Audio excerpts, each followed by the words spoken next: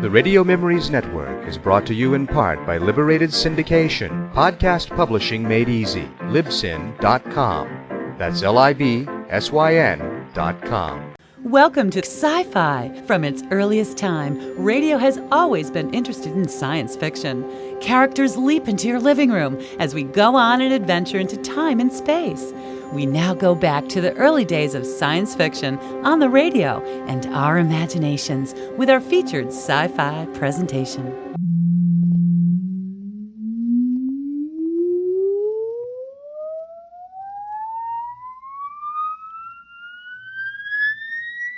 Countdown for a blast-off. X minus 5, minus 4, minus 3, minus 2, X minus 1. Fire.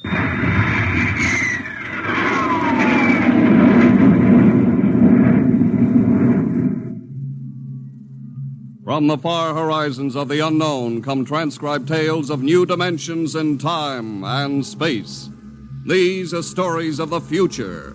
Adventures in which you'll live in 1,000,000 could-be years on 1,000 maybe worlds.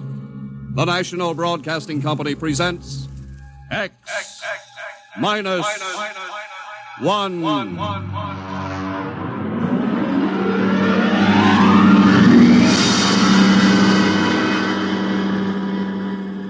If you wanted to take over our world with a minimum amount of resistance and trouble, how would you go about it? Tonight we'll tell you how, with a strange and chilling story by George Lefferts, The Parade.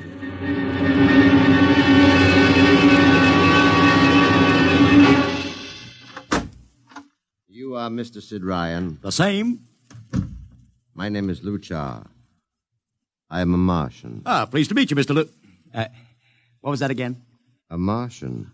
As in Orson Welles? Precisely. I'm a Rotarian myself. Sit down. Thank you. Now that we've had our little joke, Mr. Luchar, what can Publicity Associates do for you? I am interested in obtaining publicity. It has been my observation that advertising and publicity are the very backbone of earthly civilization. Spoken like a true Martian, Mr. Luchar. Now, if you'll tell me the name of the client. The client, of course, will be the Martians. You don't give up, do you? Give up? The gag, I mean. Oliver. Yes, Mr. Ryan? This is Mr. Luchar. Oh, how do you Mr. do? Luchar claims to be a Martian. Take him outside, will you, Oliver? I am happy to see, Mr. Ryan, that my telling you I am a Martian has approximately the effect I guessed it would. I believe we can do business. I have here cash retainer of $5,000. Oliver, take a look at that wad of lettuce. It's the real stuff, Mr. Ryan. And my client is prepared to spend many times that amount. Sit down, Mr. Luchar. Oliver, get the client a cigar, the 50-cent box. Yes, sir. Thank you. Well, now, what can I do for you, sir? I wish you to manage a publicity campaign. A very large and important campaign. Is the product established, or is it something brand new? Something quite new. Now, what would you judge the most effective type of campaign? Well, if the client has a lot of dough to throw around, a suspense campaign is best. First, you place ads in the paper saying, "Watch this space." Then, about a week later, you run an ad saying XYZ or PDQ, and you get people guessing what it means. Then, finally, when you've teased them enough, you bust loose and unveil the product. Excellent. We will conduct a suspense campaign. Of course, in this kind of campaign, secrecy is very important. Once the name of the product leaks out, it spreads like wildfire, and the whole campaign is kerfloppo. Quite so, quite so. The utmost secrecy. You realize, of course, these things cost like crazy. Would, say, $1 million cover expense? Come again? I said, would $1 million cover it? Why, yes, You did say $1 million. I understood that you have handled some very large accounts. Of course, if this is too big... No, not at all, not at all. As a matter of fact, I seldom touch anything less. Right, Oliver? Huh? Oh, of course. That's right, Mr. Ryan. Absolutely right. Yes.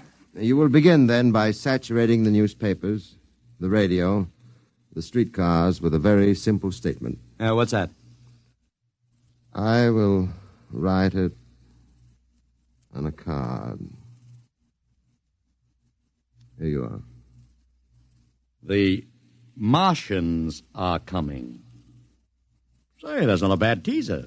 Got that, Oliver? Yes, sir. The next ad will read, June 1st is Martian Day. June 1st is Martian Day. What happens on June 1st? The parade takes place. What parade?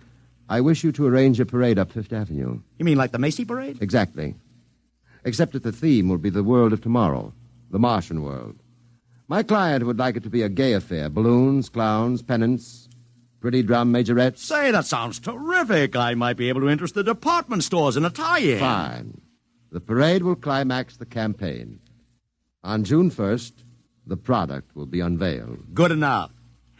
By the way, Mr. Luchard, just what is the product? What are we selling? Oh, no, Mr. Ryan. Secrecy, remember? Yeah, but after all... Mr. Ryan, all will be revealed to you in good time.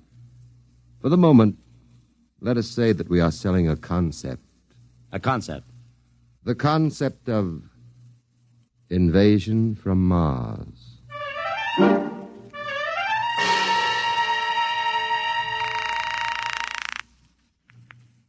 Sorrel Talent Agency.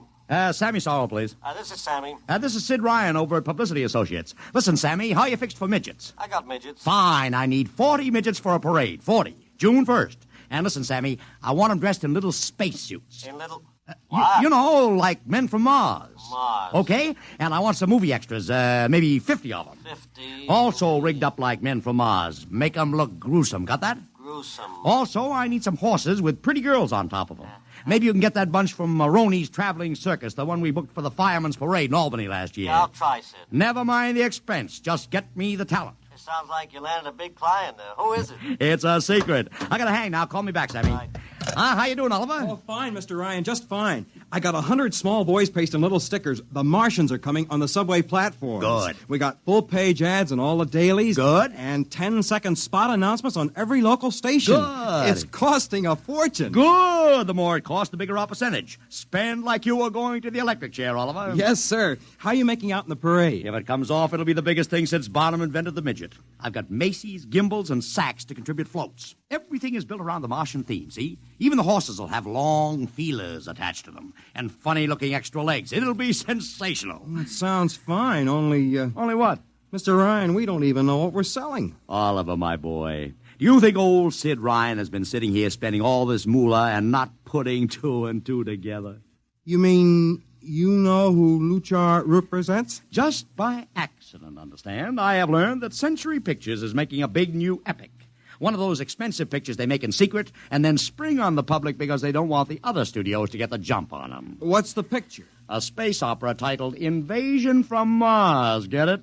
Oh, I begin to see. Also, by mere coincidence, it's supposed to have its premiere sometime around June 1st. You follow me? Yes, but, Mr. Ryan, Century has an exclusive contract with New Features Syndicate for all their publicity. Suppose Century Pictures doesn't like the way New Features is handling their stuff.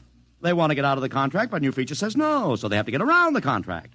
A man named Luchar, client unknown, starts publicizing the Martian invasion. Need I go further? Oh, I don't know, Mr. Ryan. Sounds pretty far-fetched to me, but I don't know. That's what I like about you, Oliver. You're so innocent.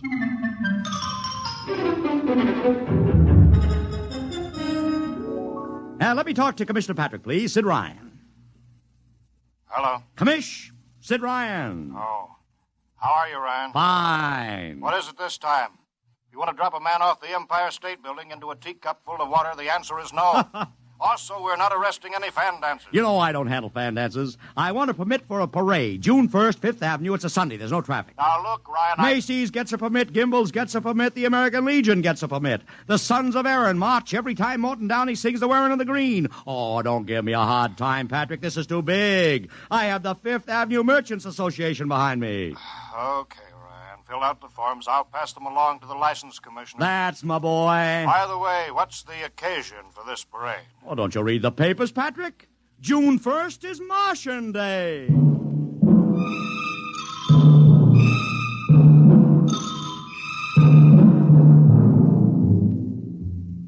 How is the campaign going, Mr. Ryan? Like wildfire, Mr. Luchar, like wildfire. Every everybody and his brother is going along with the gag. Yesterday, we distributed 50,000 Martian hats to school kids. I got some of the merchants doing World of Tomorrow displays in their windows. Every big novelty manufacturer in town is climbing on the bandwagon. They want to get into the parade with floats, giveaways, anything. Everybody smells a buck to be made. I wouldn't be surprised if the mayor himself declared Martian Day. I've even arranged for Commissioner Patrick to accept a $50,000 check for the Policeman's Benevolent Fund from the man from Mars. Oh, it's terrific, terrific. My blood pressure's up to 200. Excellent. I understand Century Pictures spent over $1 million making that space opera. I beg pardon? Oh, come, Mr. Lucha. Sid Ryan wasn't born yesterday, you know. I know who our client is, even if you don't admit it. You do? Always thinking that's me. Well, as long as you know, let's keep it to ourselves, shall we, Mr. Ryan? As you once remarked, when these things leak out, it destroys the surprise and ruins the effectiveness of the campaign.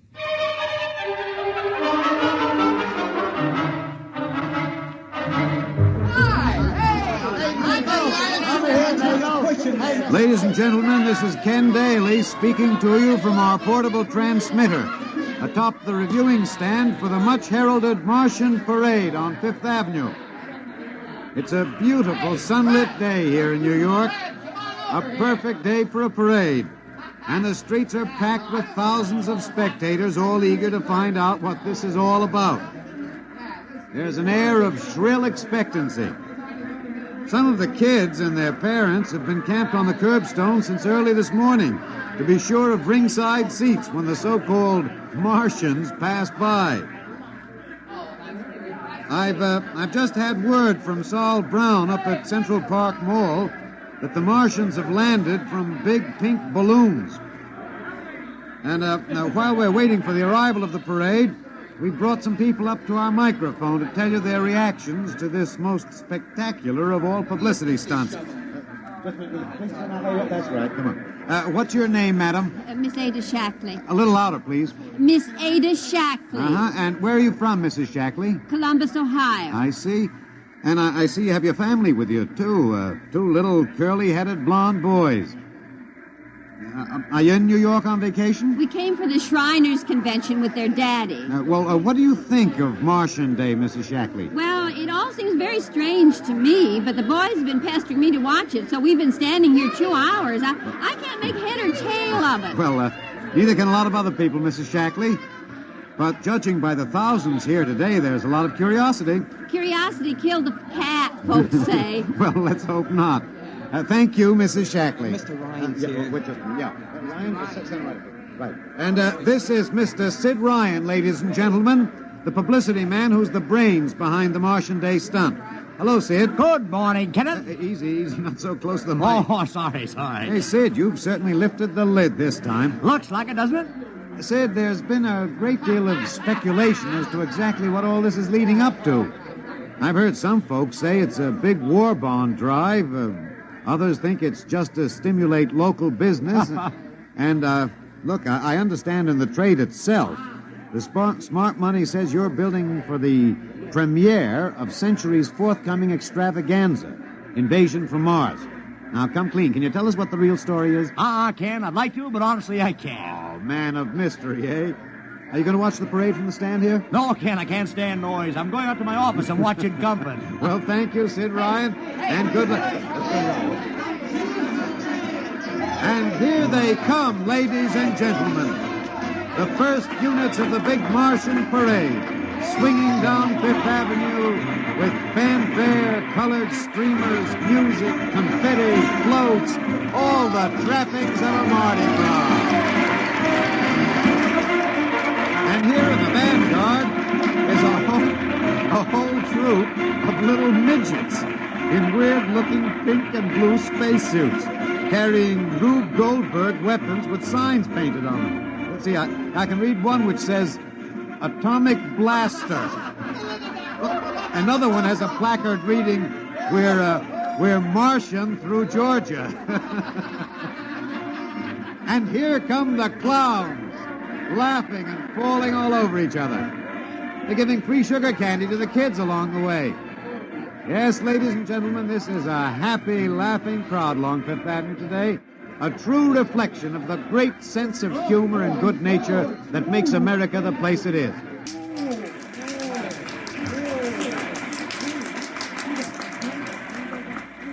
This is promised as the climax of the show. And now a great hush has fallen over the crowd. It's quite a sight to see these thousands of people standing here expectantly, hearing only the great regular sigh of their mass breathing. And now here they come, ladies and gentlemen, the Martians, marching in booted, helmeted ranks, row after row of them. Why, this is an impressive sight, ladies and gentlemen, and a rather serious contrast to the rest of the joyous slapstick parade we've witnessed. There are perhaps, 200 tall, broad-chested men dressed in metallic gray spacesuits with thick glass visors drawn across their faces. Each is holding an ominous-looking ray gun at the ready position.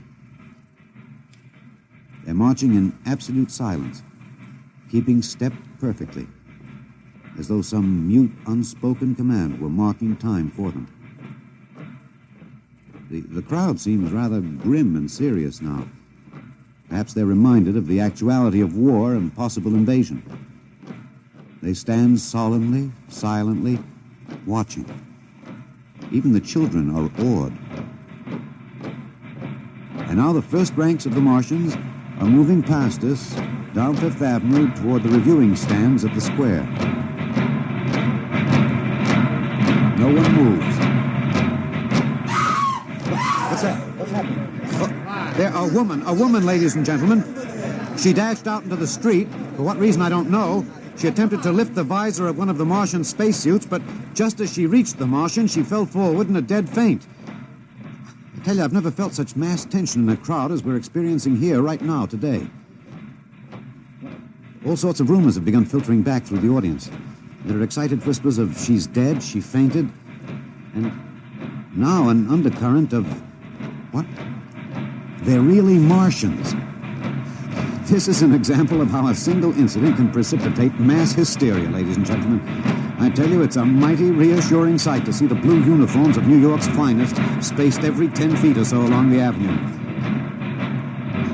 Somehow, I can't explain it, this incident has begun to work on what was a moment ago a happy, carefree crowd, and the complexion is changing.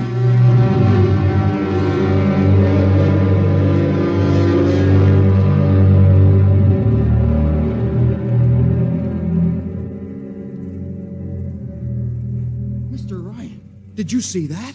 A woman fainted. Of course I saw it. What do you suppose she saw? Oliver, old man, did I ever tell you you were too naive for this business? But that young woman ran out into the streets to get a close look at the Martians, and then she screamed and fainted dead away. I'm well aware of that, Oliver, since I paid her $50 to do it. What? The dramatic moment, Oliver, the stock and trade of the good publicity. Man, relax. Holy smokes, you sure think of everything. Yeah, for my share of this deal, roughly $100,000, I can afford to think of everything. Shut the window. Don't you want to see the finish? We'll go down to the reviewing stand for the finish. Right now, I want to make a phone call.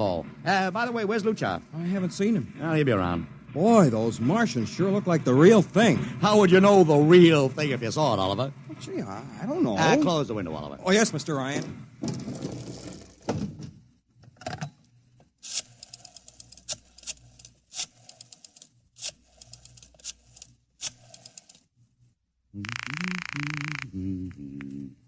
Sorrel's Talent Agency. Sammy, this is Sid Ryan. Say, listen, Sid, I was going to call you. I'm awful sorry about those Martians. What do you mean, sorry? They're terrific. No, don't joke, Sid. I mean it. Well, I mean it, too. They're great, great. Are you in the bag? Never felt better.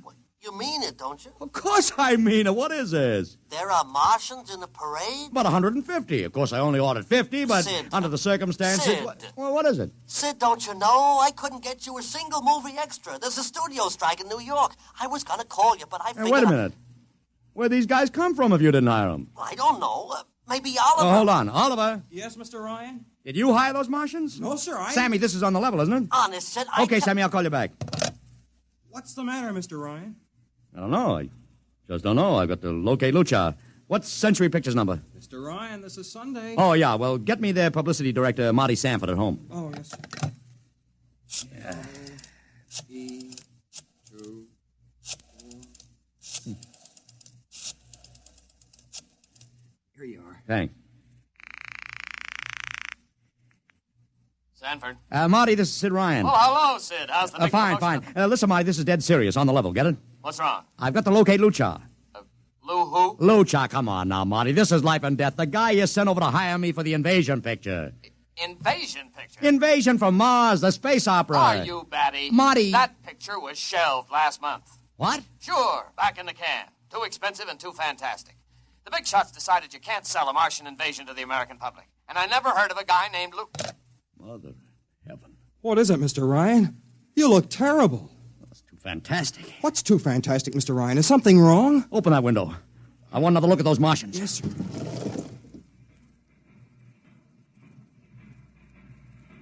Look at them. Oliver, you were in the Army. Could 150 movie extras learn to march like that in, say, 24 hours? Not in 24 days, Mr. Ryan. Not a second's hesitation. Not one other step. Look at the way they carry those ray guns at the ready. The only other time I've seen troops march like that was in a film of the Nazi stormtroops marching through the streets of Paris. See those chests on them? That's pride. Sheer, arrogant pride. Look at those chins. That's contempt. Nobody could act like that. Mr. Ryan! Oliver, get down there. Find that woman who fainted. Her name's Gloria Montex. Get her up here. Make it fast.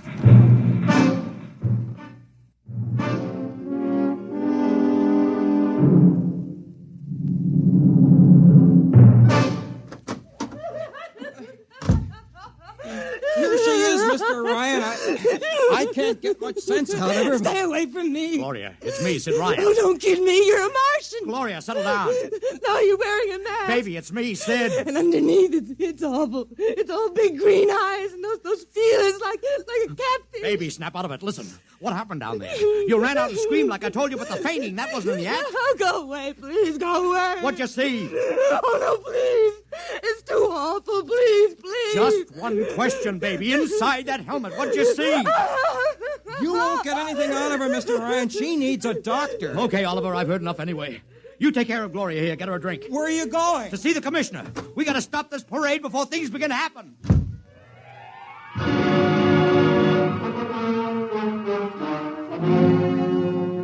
Okay, Ryan, what's the beef? Listen, Patrick, I don't know what it is, see, but something's wrong. You gotta stop that parade. I suppose you'd like the riot squad. That would get you a front-page spread on every paper in town. Honest, you publicity guys give me a pay. This may be a matter of life and death. Oh, sure. Look, Ryan, I've got no time for your cheap publicity gags. I'm a busy man. Listen, I'm trying to tell you I don't know where these Martians came from, who they are, anything about them. All I want you to do is stop the parade and make sure they're on the level. Ryan, I'm wise to your tricks. Now, if you let the sergeant show you out... You won't do it, huh?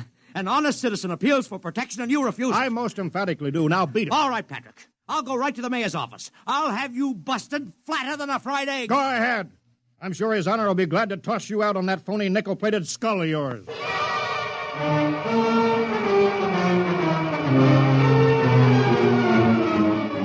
You heard me, Ryan. You cannot see the mayor. Adolf, please. This isn't a gag. I don't want publicity. All I want to do is maybe prevent something horrible from happening. In case you don't know it, wise guy, something horrible is already happening. A couple hundred little kids are in the hospital with ptomaine poisoning from that phony Martian candy you passed out. Or didn't you know? I didn't. We've got to stop that parade. Sure, you'd like nothing better than to start a panic now. Maybe a few hundred people would get trampled to death. Think of the newspaper space that would get you and your product. I won't stand for this, Adolf. You won't have to, because you're going to get out of here right now. Go on, beat it. Get out.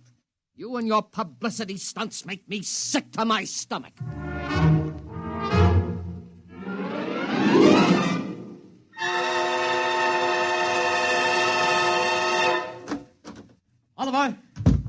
Oliver, where are you? Oliver!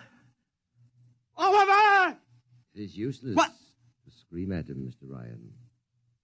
Your friend is quite dead. Lucha. He wanted to run to the police with some story about a Martian invasion. I found it necessary to restrain him. Restrain him, you stinking murderer. Now, Mr. Ryan, collect yourself. After all our planning, it wouldn't do to have everything spoiled, now would it? Lucha, start talking and talk fast, because when you get through, I'm going to take you apart piece by piece. What's this all about? But surely you know, Mr. Ryan. After all, you've been publicizing it for months. Listen, you... Please do not interrupt. You see, before colonizing your planet, we Martians sent advanced scouts to study your habits, your weaknesses. We found that the people on Earth are predominantly conditioned by advertising and publicity, and so we conceived the idea of treating our entire invasion as a vast publicity stunt. Clever, huh? After all, Mr. Ryan, who would suspect an invader who advertised his invasion in the newspaper, invited the public to his surprise attack, and spent millions publicizing his plans? Holy jumping catfish. You've done very well. Then there was no product. Ah, but there is a product. The product is death. What are you trying to do, Lucha? We Martians are a humane people, Mr. Ryan. We do not like to destroy thousands where a few hundreds would suffice. In exactly 2 minutes, our troops will treat the world to a spectacle of death, which will bring the rest of your planet to its knees in horror. Nations will clamor to surrender. Perhaps, Mr. Lucha, but not if I can help it. You...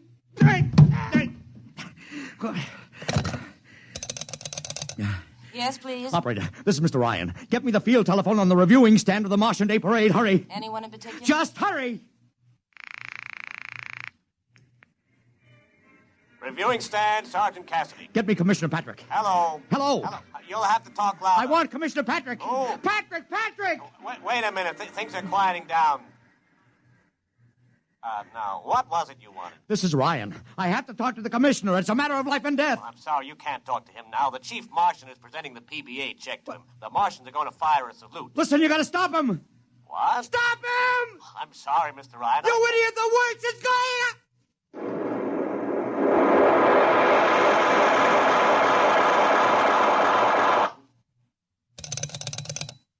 This is the operator. I'm sorry, Mr. Ryan, you've been cut off. I can't seem to get them back.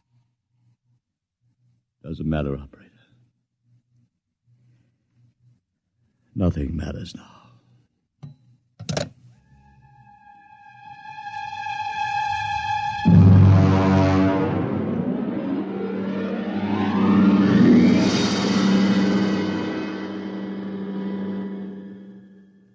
Tonight, X-1 has brought you The Parade, an original story written by George Lefferts. Featured in the cast were Joseph Curtin as Ryan, Joe DeSantis as Luchar, Alexander Scorby as Daly, Agnes Young as the woman, Ellen Deming as Gloria, John Thomas as Oliver, Arthur Anderson as Sammy, Wendell Holmes as the Commissioner, and William Keane as Sanford. Your announcer, Don Pardo. X-1 was directed by Fred Way and is a transcribed NBC Radio Network production.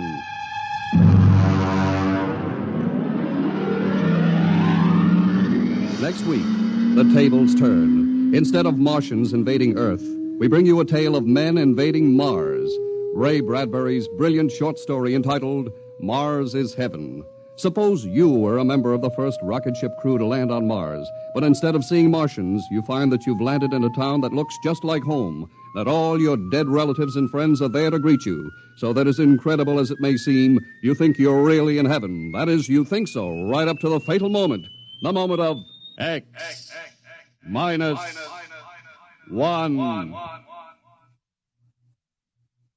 Join the Abbotts on another baffling mystery tonight over most NBC radio stations.